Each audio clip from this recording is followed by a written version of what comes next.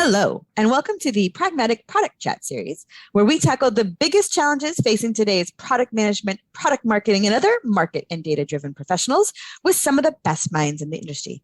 I'm Rebecca Kalogeris, Vice President of Marketing and Product Strategy at Pragmatic Institute, and your host for this episode. And today we have back on one of my very favorite guests, Mark Stiving, who is a pricing guru, pricing teacher. He is Chief Pricing Educator at Impact Pricing. He is a good friend. He is a former pragmatic instructor who still does some instruction, and really just the guy to go to with all of your pricing questions. Hi, Mark. Hey, Rebecca. It's great to be with you. Did I ever tell you why my title is Chief Pricing Educator? I don't think so. When I first started my company, I called myself a CEO, and then everybody and their brother wants to send CEOs messages on LinkedIn. I got tired of that. So you fired yourself as CEO and rehired yourself as Chief Pricing Educator. Smart. Because no one knows what a Chief Pricing Educator is. Nobody's searching for them. There you go. I like it. Clever.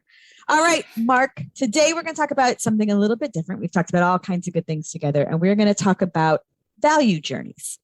And so I think probably the first logical question is, Mark, what the heck is a value journey? Great question. First, quick plug. I'm in the middle of writing a new book. It's called Selling Value, How to Win More Deals at Higher Prices. And that's a big chunk of this book, is this concept of value journeys and what are they? And if you think about it for a second, in our price class for Pragmatic, we always talk about how we're trying to price based on value. So how much value does a customer think they're going to get? Well, that's kind of a really interesting question. How much value does a customer think they're going to get? And how do they get to the point where they make the decision on how much value they're going to get? And it turns out that there are different paths that customers can take to say, here's the value that your product offers, or here's how I'm going to make the decision whether or not to buy your product based on value and, of course, based on price. So these value journeys are really just trying to understand how they make decisions, how they learn about our products, so that we can then influence the purchase decision and hopefully win deals at higher prices. Super interesting, right? Because like in our pricing course, we talk about how you determine the value that a buyer should get. Like what calculation do you do to understand this is the value they get, therefore this is about where I'll price.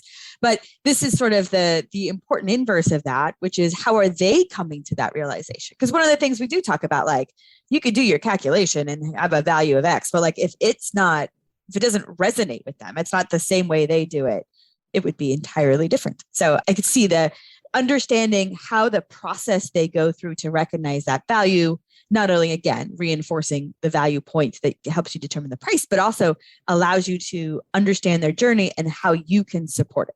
And that's absolutely right. And the other point is, especially if you're in a B2B sales situation where you've got an individual salesperson, every person, it's possible that different customers go through different journeys.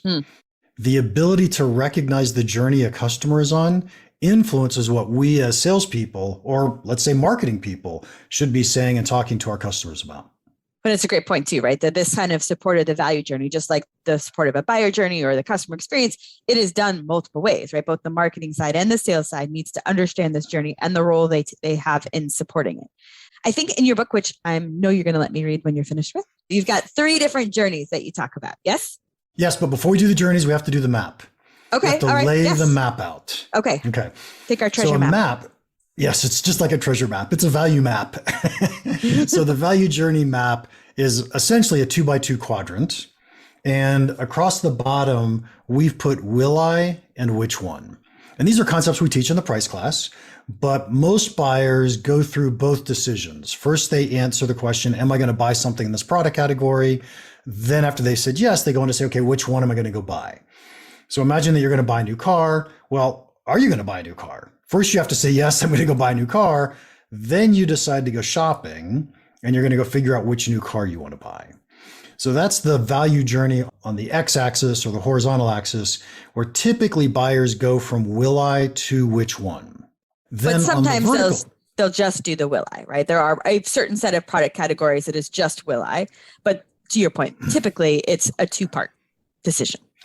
Yeah. So not only is it sometimes the category, but it's also sometimes the situation or just that customer. They're just going to do the will I. And that's a really important part of the story we're about to tell, which we'll get there.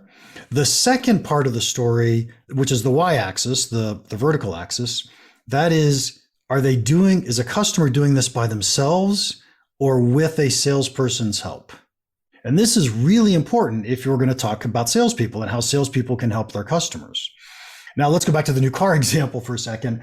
Once you've decided to buy a new car, trust me, you're not walking into a car dealer saying, tell me about your cars.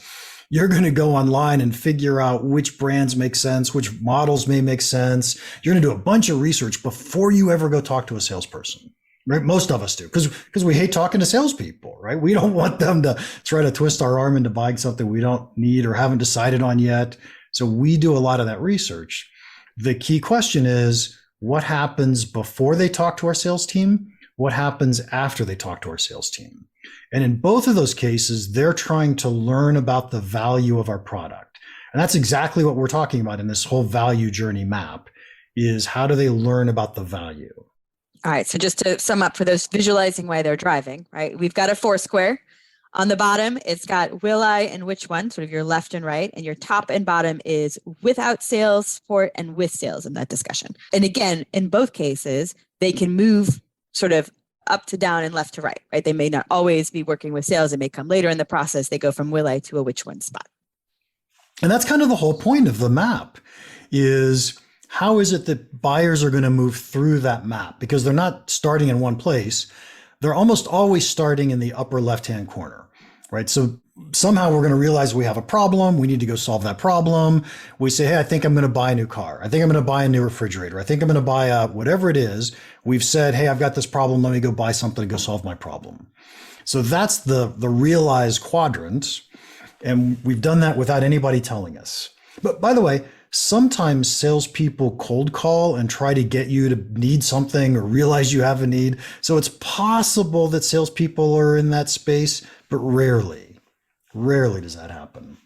And so usually we're making a will I decision, or at least we're realizing it at the beginning just by ourselves, just as a buyer.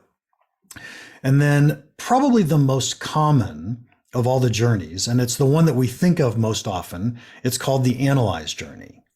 And in the analyze journey, we said, hey, I need a new car. Then we go out on the internet and we do a ton of research. So what we just did was we ourselves as buyers, we moved from the will I, yes, I need a new car, to the which one without ever talking to a salesperson.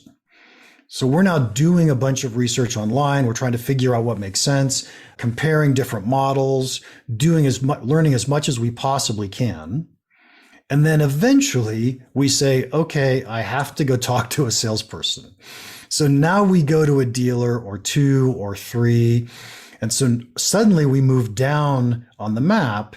And when we move down to the map, we're talking to salespeople. The real question is, what should salespeople be having a conversation about?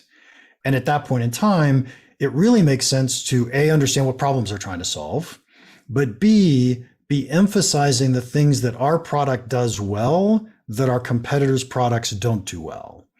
Because we know this buyer is making a which one decision. They're trying to decide between buying my product and somebody else's product. So I want them to buy mine over someone else's. As soon as I know what I'm competing with, I'm pushing the things that we're better at than our competitors are. So that's the first of our three journeys, probably the most common. It's the one that we think all of our buyers go on. However, it's not. And we're going to talk about that in just a second. Okay. So I guess we're going to get back to this later, but I'm intrigued by the idea that not everybody does, or where they spend times and what that might be determined by. But let's go through the three journeys, right? We have an analytical one. Very, very much a Mark. If you know Mark, he's very analytical. So he's done all of his research. Then he goes in. You guys can't see him, but I saw his body language when he said he had to talk to sales.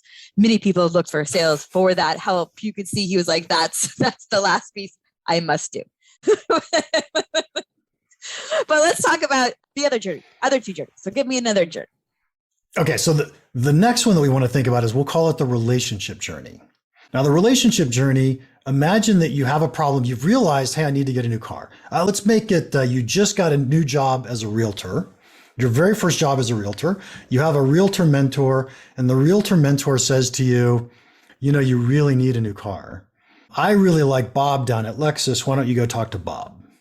And so you walk into Bob at Lexus. You're not out shopping for all these different brands. You walk in and you talk to Bob at Lexus. And Bob starts talking to you. We're still in the will I. Am I going to buy a new car? I'm not really sure. And Bob starts talking to you about the value of having a good, clean, professional, branded car. And it makes it look like you're successful as a realtor. And so you're thinking, yeah, okay, he's convinced me I really need to get a new car. And then you do the thing that you really should do. And you say, thank you, Bob. I really appreciate the help. I got to go shop around a little bit. And so you go to a few other dealers. Now, what was important about that, and by the way, now you're shifting over into that which one decision. You're looking at, BMW or Mercedes or, whatever other brands you might consider if you want to look like a successful realtor. Now, the good news is when Bob first talked to you, you were not considering competitive products. What Bob was talking to you about wasn't how is my product better than my competitors' products? He was talking to you about what's the problem you're trying to solve and why would buying a product like this help you solve the problem? So Bob built a relationship with you. He helped you understand the value of having a great car as a realtor. And eventually you said, okay, I need to go shop around. But guess what? You really like Bob. Bob's a good guy. Bob, he is. He's a really nice guy. He's actually built himself a competitive advantage because he's been helpful to you. And none of those other salespeople are going to talk to you about why does having a great car as a realtor help you? They're going to be trying to convince you got to buy my car instead of Bob's car. And so in the back of your mind, you're always thinking, yeah, I like that Bob guy. I'm going to go back and talk to him and see what's going on. So Bob has actually built himself an advantage to where he can probably win this deal at a price higher than if you just came in as an analytical buyer because he built the relationship. The key for Bob was knowing that when you walked in the door, you weren't shopping for other products. You were just trying to figure out, does this make sense? Is this the right product for me? Do I need to make this type of decision? And he's acting as your personal coach. He's helping you make a really important, smart decision. So the journeys are in isolation. You don't move from one journey to the other. You go through one of these journey paths. So in the first case, the big difference is that I answered the will I question without help, right? I did the will I by myself, and then I started to look for the which ones by myself, and then I came in and interacted. In this case, the salesperson helped me with the will I. The answer is yes, I'm going to go out and extend that and say, okay, which one should I do? But I'm going to have a preference for my good friend Bob all along, right? So let's talk about then the third journey. What is another path? The third journey is my favorite journey. And in the third journey, we call this one a trust journey. So once again, you're a realtor, a brand new realtor. Your mentor says to you, you really need to get a new car. That beater you're driving is not going to look very good when you take clients out. And so I recommend go talk to Bob over at Lexus. Bob's a really good guy. He'll do well for you. And you go to the Lexus dealership and you talk to Bob, and Bob talks to you about why it's really important. And you say, okay, Bob, would you sell me a car, please? And you buy the car. And you never shopped around for competitive alternatives. In other words, all you did was make a will I decision. One of the things you learn in the pragmatic class is when people are making a will I decision, price is not driving that decision. People are not as price sensitive. Knowing that they didn't go shop around says Bob doesn't have to give you much of a discount at all to get you to buy the product because you're already bought into Bob, the Lexus, the whole ecosystem that they're trying to sell you. And so to me, this is the best journey of all because we don't have any competition. So everybody loves a deal with no competition, right? But in this case, did Bob do anything differently between a trust journey or a relationship journey? Or in the story you told me, I got trust from a third party. It was someone else. It was my wonderful realtor coach advisor who said, you can trust Bob. Is that always the case? Or is there something Bob can do differently in order to keep you from going to a which one decision? Okay, fantastic question. There are different ways that people can build trust up to decide that they're going to go on a trust journey. One just could be I'm too busy. I don't want to shop around. So I'm going to buy something at the first place I go to. So that was a trust journey, even though it wasn't really trust. It was in a way, but it wasn't this deep level of trust.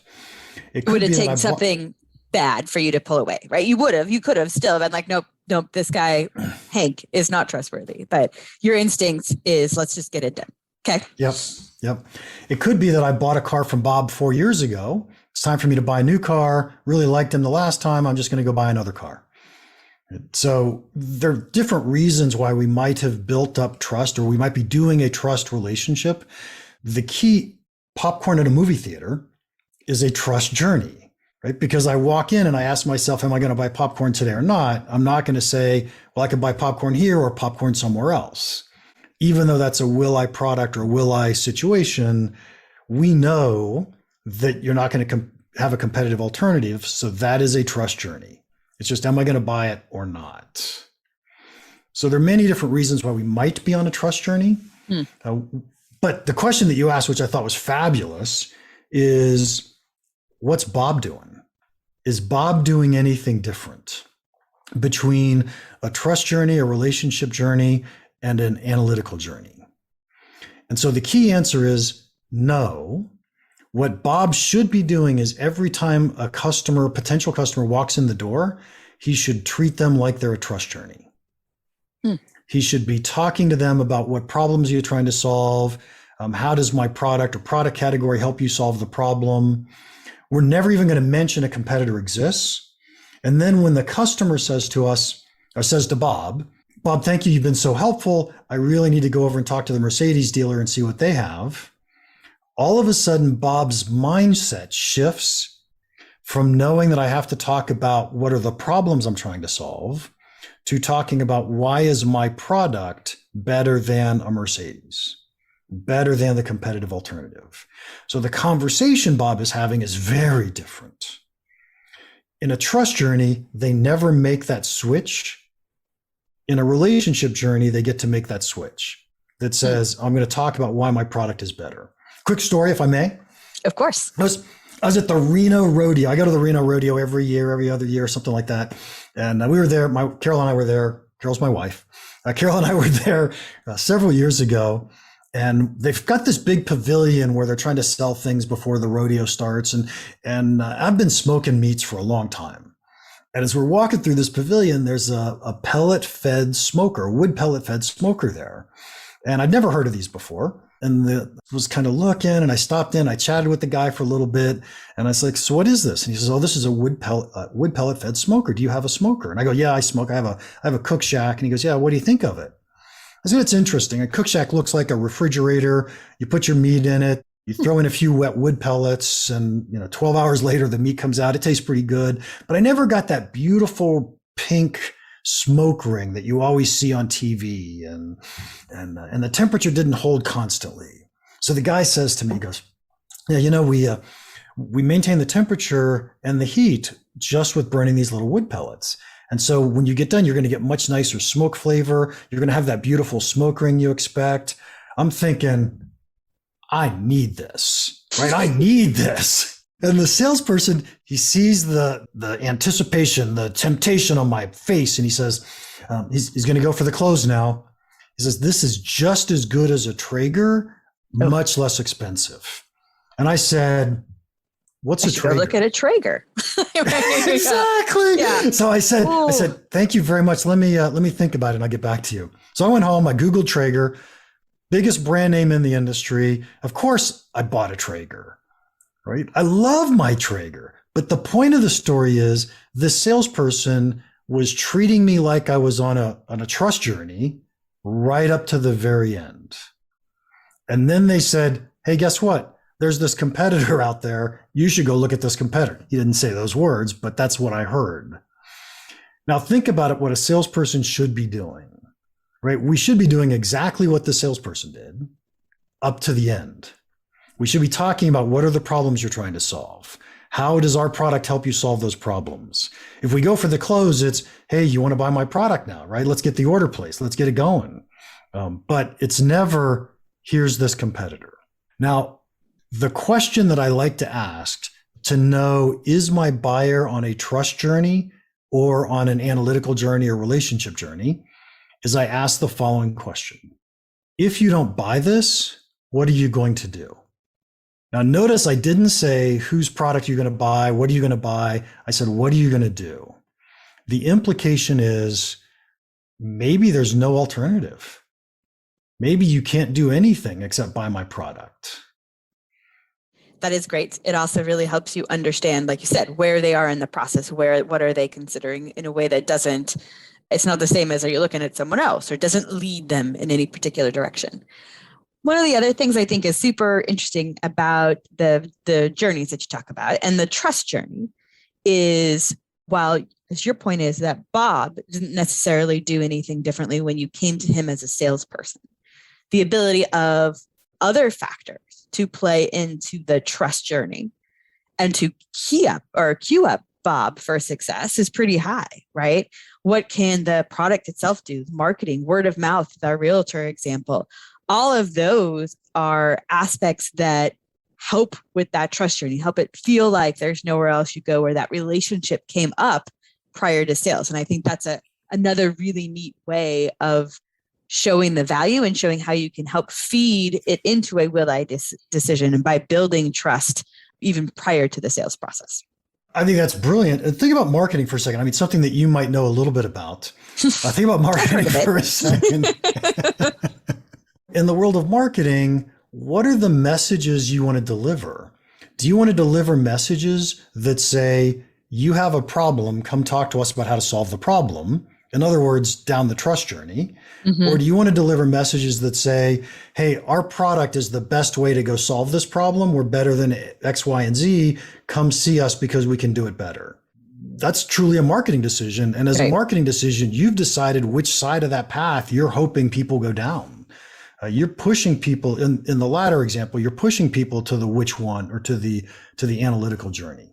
You're setting it up both that you are not in the position of strength, and that you set up the conversation for them to be price sensitive, and you set up a conversation for them to think of you in starting to feel like a commodity sense, right? Because you're like, let me compare. And it's like, there isn't a comparison. Now, obviously, there are some products that's harder to pull off on than others, but I don't think it's necessarily impossible for any of them. I think that's absolutely right. And I would say that if you had a product where, 99% of the time people are going to compare you to this one other competitor, it doesn't hurt to say, here's why we're better than this competitor, right? Especially if you're not the leading brand and they're the leading brand, then I could see why my marketing might do that. But I dislike those posts immensely. But that's because you're usually pointing at us. So I'm like, oh, yes. That implies there's competition to you guys. I don't know. No, there's not, because we would never do one of this. But also, as a buyer outside of my category, I find they're always disingenuous, right? It's sort of like it's like your classic competitor checklist where all are smiles and all theirs are grumpy pants. And the only factors you put on that list are the ones you excel at. I find them very difficult. Unless it's like a third party, this is why we go to Consumer Reports sometimes when we're all making big purchases, that feels like a third party look at those comparisons. But that is my own personal shopping preference.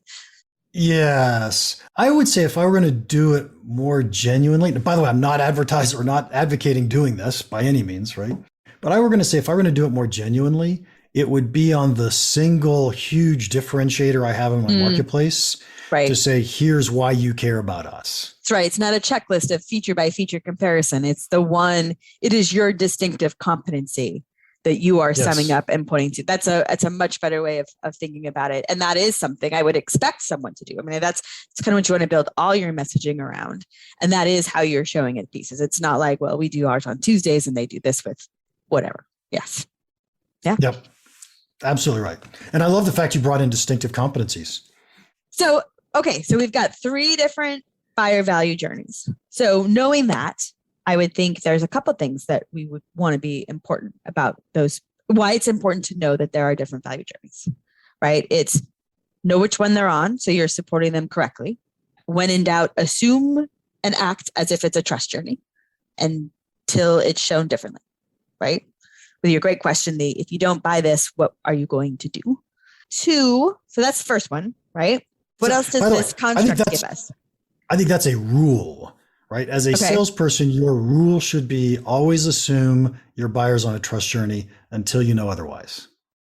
And I think that's true of sales, but again, everything that supports it the same way, right? The marketing team, the product team, all of the product teams, we all love our features sometimes, right? And so we're going to lead in the gate with those things. And that is a which one, right?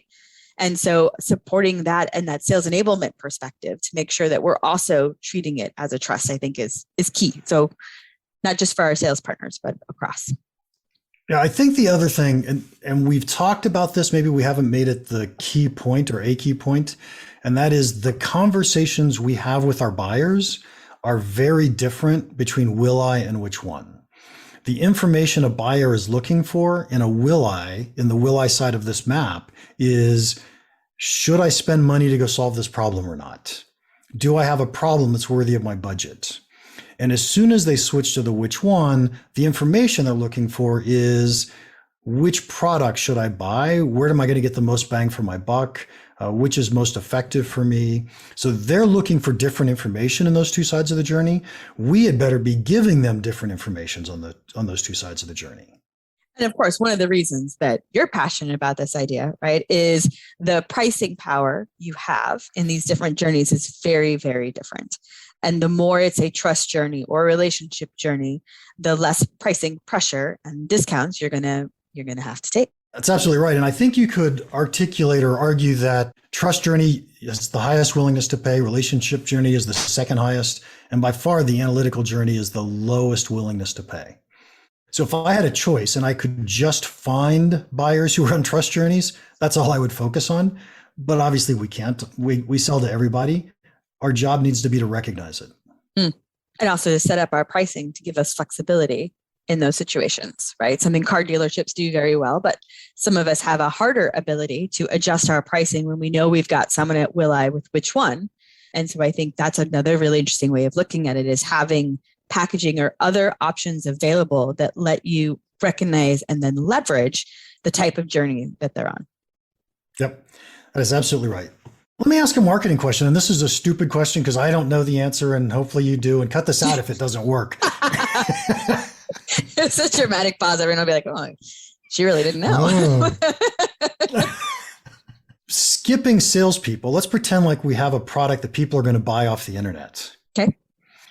Could I be able to look at cookies on my customer's web computer to know if they'd been looking at my competitors' sites or not? And by that, infer whether they're making a will I decision or which one decision? So, yes, we certainly can track whether or not they have gone to a competitor site. And there are probably systems far more advanced that can then return to you that person's name and let you follow the journey, right? We use those kind of things or marketing people in general to do retargeting. I know you went to Acme Auto's website, so now you're going to see lots and lots of digital ads throughout your life about Becky's Auto's site, right? Because I know you're interested in that. But I don't know in that case, yes. So making that actionable down to the individual, that I know it was Mark who did this and then came this, I could actually, because I would know what ad you clicked on, and that ad would have told me that you were at Acme. And so then immediately when you came into my shopping cart, I could show you a different level of discount. And a different set of information. Yes. Is the key. It's probably yes. Both of those. Very true, right? I could know that we're on a different comparison piece. Why, yes, I could. Nice. So I should rename my book Marketing Value.